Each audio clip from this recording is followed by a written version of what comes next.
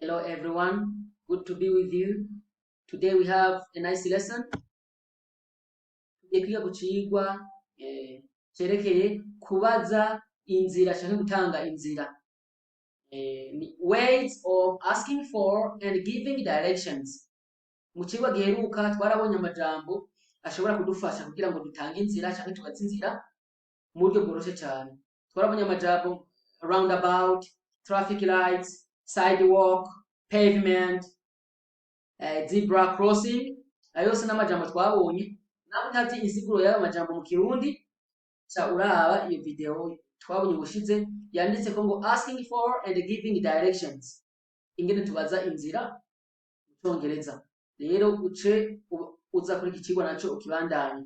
Hanyuma namwe utaragira subscribe no gusaba ko uyigira, warayigize nawe nta kibazo, warayigize uba warahejeje kuko uyigira rimwe. Umenya ko utarayigira usanga hajya handitse s'abonner cyangwa subscribe, usanga hafise ibara ritukura. Iyo rero hafise ibara ibara risa n'ivu, aho uba warahejeje kugira subscribe. Iyo utarayigira usanga hafise ibara ritukura. Rero utarayigira uhafyonde ucija hari imbere ahantu handitse notification canke hari akantu kameze nk'agakengeri, uca ugafyondako kugira ngo ivyigwa vyose nzoba nashizeko uzoba uwa mbere kubibona mu buryo bworoshe cyane. Reka rero turabe ubu buryo butandukanye bwo gutanga inzira. Ubwa mbere tugiye guhera on asking for directions, mu kubaza inzira. Dufise uburyo butandukanye, ubu ni buryo bumwe mu buryo bwinshi bukoreshwa. Ushobora kuvuga uti, ushobora gutanguza akajambo excuse me. Kubera iki ukoresha akajambo ubwa mbere? Ni kugira ngo umuntu nabwo atariko arakuraba abanza ahindukira kurabe, akuravye hama rero ucuba mubaza ico ushaka. Ushobora kuvuga uti excuse me sir, yari umuntu w'umugabo, canke excuse me madam, imbere yo kumubaza kugira ngo amanze atire attention kuvyo ugomba umubwire. Hama rero uca umubwira uti what is the best way to, ati niyahe nzira nziza injana aha. Aho ushobora gushirako ikibanza cyaho ushaka kuja. Akarero ndashobora kuvuga nti what is the best way to United Methodist Church. Kuna akarero canke excuse me where is, ugashirako naho nyine ikibanza ngaha bishaka kuja. Cyangwa ukavuga uti could you tell me the best way to, mushobora kumbwira inzira nziza injana aha. Could you tell me the best way to the university campus? Mutanga campus, for example. Hama ubu n'uburyo bumwe mu buryo bwinshi dukoresha mu gutanga inzira. Rero giving directions,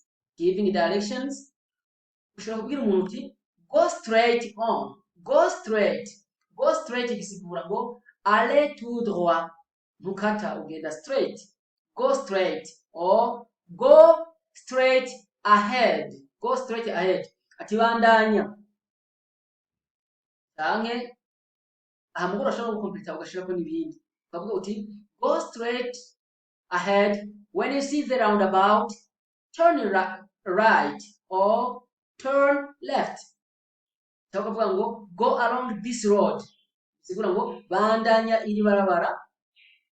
When you reach the traffic lights turn left, bandanya iri barabara. Niyo wabona ushikiriye traffic lights na ry'amatara ariko ibarabara usanga zarahindura amabara yayo, donc aha priorité imodoka kugira ngo ntizigongane, imodoka zishikiriwe zigende, izindi nazo zirindire.